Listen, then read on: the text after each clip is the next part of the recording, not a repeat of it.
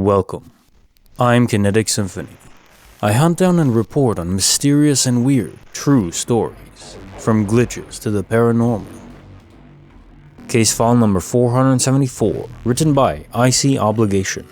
Secrets of Time, An Angry Doctor, and Yellow Pants. Years ago, I was working nights as a phlebotomist, person who draws your blood, in a hospital. There was this doctor who was notorious for ordering recurrent tests incorrectly. He would order a single draw when he really needed a serial draw 90% of the time, but because 1 in 10 times he really wanted a single, you always had to check with him. This night happened to be the start of daylight savings, so at 1:59 a.m., the clocks would turn to 3 a.m. instead of 2. At about 1:30, I get an order on my screen from this doctor. I was the only phleb on nights, and I worked with 2 techs. I sighed and then showed them. Look, Dr. X ordered this test again. I'll see if he's on the floor and if he really wants this or the serial draw. I went up to the floor and he was at the nurse's station. I remember it so clearly because he was wearing plaid black and yellow skinny pants under his white coat. I couldn't stand the guy, and I thought his loud ugly pants just drew attention to his loud ugly personality. I walked up to him and said, "Hey, I just got this order for XYZ patient. Did you mean to order the 3 serial draws?" He was dismissive and said something like, "Of course I did. Can you just draw 3? I, of course, cannot poke a patient 3 different times without orders. So I asked him if he could reorder it and I'd go back to the lab to print out the stickers and come right back and do the first draw. I drew a couple of patients quickly, knowing he'd take a few minutes to get the order in. Rode the elevator back to the lab and checked my computer. It was 1:58 and the orders were there, so I printed them out and stuck my specimens in the centrifuge while they printed. I pulled the labels off the printer and looked closely and realized he had ordered the single draw again. I pulled up the order code, wrote it down for him, and went back to the floor to just ask him to order this exactly. When I got to the floor, he was standing exactly where he was when I had come up the first time, wearing plain black pants. I assumed some bodily fluid had forced him to change, and I knew he was going to be really annoyed when I asked him to reorder the labs. By now, it had definitely passed 1:59, so the clocks were reading 3 something. I asked him if he could reorder the test. He was totally pleasant and not at all frustrated that I was asking him again. I asked him if room 2008 had thrown up on him or something, and if that's why he had changed. He then seemed offended and was like, "What are you talking about?" I was like, "Sorry to offend. When I came up earlier, you had on yellow pants, so I assumed something happened." He scoffed at me and said, "I've been wearing these all night. I don't own yellow pants. You must be confused." I'm thinking he's being weird and should just admit he got puked on, but whatever. I go back to the lab, print the orders, and finally draw the patient. I stopped to talk to one of the nurses for a moment on my way back down, and she says something like, "I saw you talking to Dr. X. He's being weird tonight, right?" And she seemed kind of shaken. I said, "Yeah, he was wearing those hideous pants and then tried to pretend he wasn't." She told me he walked into a room on one side of the wing, wearing the yellow pants right before the time change, and then walked out seconds later from the other side of the wing, wearing black. I was weirded out and went back down to the lab, where the techs asked me where the samples were for the patients I had drawn after first asking Dr. X to reorder them. I opened the centrifuge I had left him in, and they weren't in there. The order showed that the labels had never been printed, and when I apologetically went to redraw the patients, they had no idea who I was and didn't have cotton and tape on their arm from when I'd drawn them earlier. I still have absolutely no explanation for this.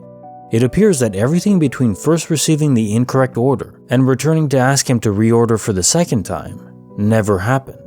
The techs didn't remember me showing them that he had ordered incorrectly the first time, or anything.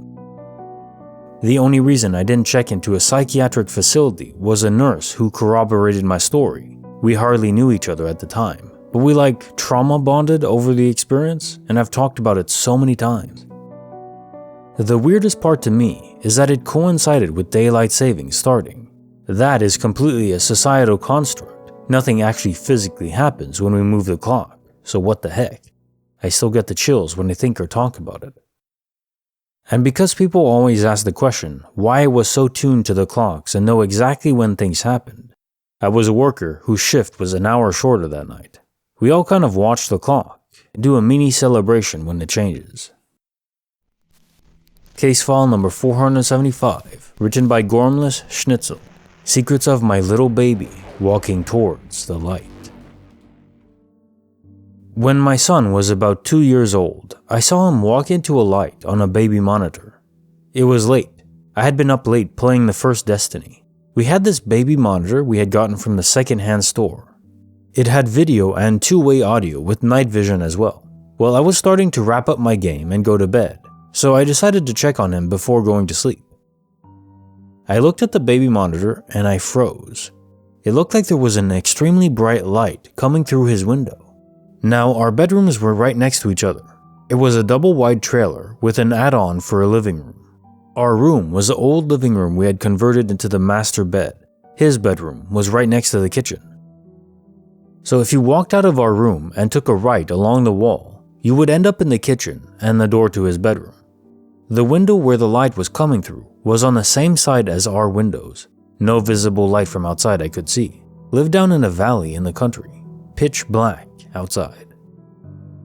Still frozen from the shock of it all, I look back at the monitor and he's walking up to the window. I saw him pull the curtain aside, and at that point, I finally got myself to move. I took the monitor with me and watched till about midway between our room and his door. Light was still there, and he was looking through the window. My soul has left my body at this point. I finally get to his room. This all happened in a matter of seconds. Burst open the door, noticing no light coming out from under the door, and see him sleeping peacefully in his little toddler bed. I looked down at the baby monitor only to see the same image I see before me. I just stood there for about 20 minutes, shaking, and I'm sure all the blood drained from my face. I didn't sleep well for about a week after that. If anybody has ever experienced something similar, please let me know, because I still feel crazy to this day. Case file number 476, written by Messer11. Secrets of my earrings rejuvenating themselves. About a year ago, I bought some ear cuff earrings, the non-piercing kind. I didn't have any piercings at the time, so I wore these pretty regularly. I bought 4 of them. The first is a hoop style with 3 leaves wrapping around it, and the others were a set of 3 simple ear cuff hoops with a single leaf dangling. 1 in silver, 1 gold, and 1 black. I loved the 3-leaf one the most and wore that one most of the time. So much so that I accidentally bent it too many times and cracked it along the center bend.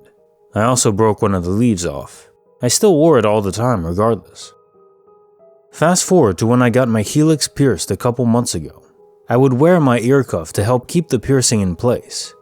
Around the time cold weather started to hit here, I started wearing a fluffy beanie hat. Well, one day while in the car with my kids and boyfriend, I went to take my hat off and it snagged on my ear cuff and my piercing. Hurt like hell, and I flailed to make sure my piercing was okay still. My cuff had fallen off and was on the floor. I put it back on once we got to the store. By the time we were done shopping, I went to touch my piercing and my cuff wasn't there again. I looked everywhere I could think of, but determined I lost it in the store. I was devastated. Here we are, weeks later, and I'm searching for my chapstick in my nightstand. I dumped everything out of the drawer to search for it, and my 3-leaf ear cuff came tumbling out onto the floor. At first I was ecstatic, and then I realized it had all 3 leaves still. I brought it to my boyfriend and asked if he had any explanation for it, and he just asked if I could have bought another one and just forgot about it. I know I didn't, but I still checked. There was just the original 4 in my purchase history. So then I thought that perhaps he got me a new one and was just playing it off. But I went to put it on and it cracked down the middle of the bend in it, just like my original one was, in the exact same spot. But it still had all 3 leaves on it. I have no explanation. Case notes, file number 476. It strikes me that one of your earrings effectively reset themselves back in time, but also in existence itself. I'm reminded of an episode of Stargate Universe, where, spoiler warning, there was a group left behind, part of the crew of the ship, and they were left behind on an alien planet that was lush and bountiful, only for them to magically reappear in front of the original cruise ship months later, and presumably tens of thousands of light years away. It was impossible. They should have died during winter from exposure, and they had a ship that was only capable of traveling on the surface of that world. No chance in hell it could travel through space fast enough to catch up to the Destiny. That was the main ship's name. But as both crews eventually find out, they did die on that planet. And slowly, they start dying again, in the same way they originally passed away. Like your earring breaking again, just in the same way it had the first time. I do freaking love Stargate Universe. Highly underrated show, even within the Stargate franchise. Case file number 477, written by Kitti, Secrets of Lost Keys and Diaper Bags. On Christmas Day, my great aunt came over to have Christmas with us. She brought my son so many gifts. In the middle of opening one, we find a car key in it. She goes, "Oh, I've been looking everywhere for that." "Thank you, that's my spare car key." So my mother takes the key, walks it to my aunt's black purse and drops it in it. My son starts to get fussy. He's 8 months. So we got the toys in the car, packed up some good food, grabbed the gray diaper bag, and left. My diaper bag for my son is a light gray book bag. We didn't even open it because he did well without needing diapers or anything. My aunt's purse was by the door.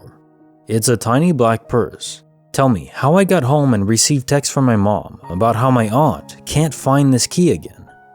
Long story short, I'm unpacking the diaper bag yesterday and found it at the very bottom. I have this damn key and my mom is completely at a loss for words on how it got in my clothes bag.